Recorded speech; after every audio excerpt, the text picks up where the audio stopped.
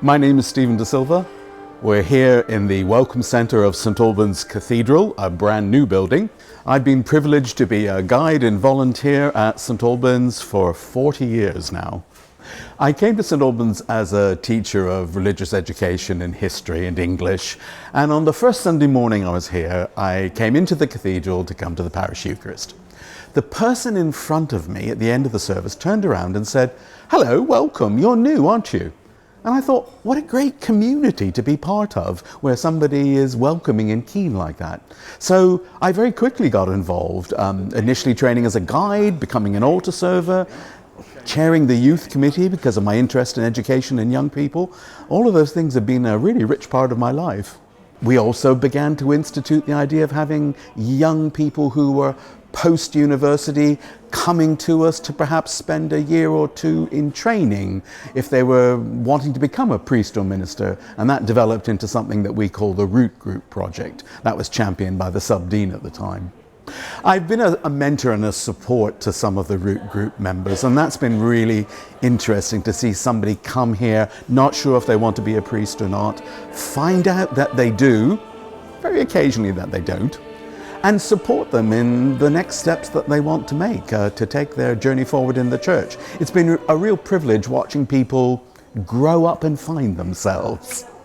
Well, I suppose doing lots of different things here over 40 years, like working with young people, being a guide, has prepared me for taking on a role in the Alban Britain's First Saint project.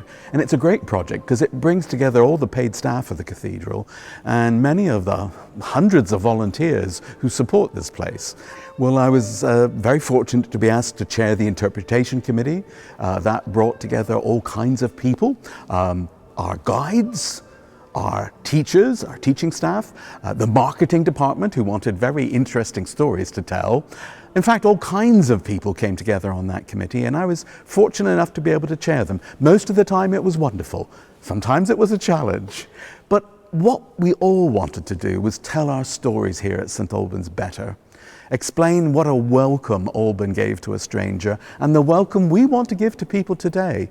I want young people to come into the building, enjoy themselves at the discovery panels, smell the past, touch the past through stonework and brasswork, pick up the audio and listen to a prayer in Latin as the monks once said it, or perhaps hear the cathedral bells. I want young people to feel that coming in to a large, big cathedral such as this is the most natural thing in the world for them to do. It's here for them and for everybody.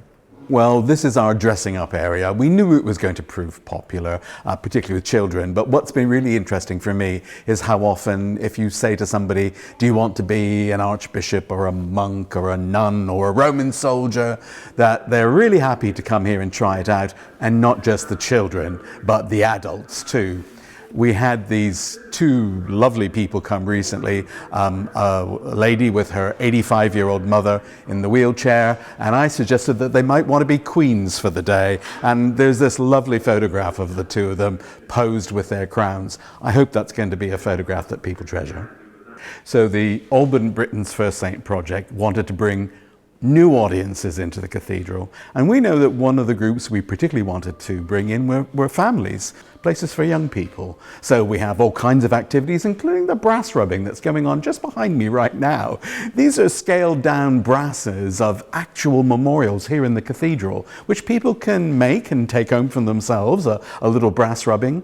We want young people, we want everybody to discover that the past is a really exciting place to be in and be part of.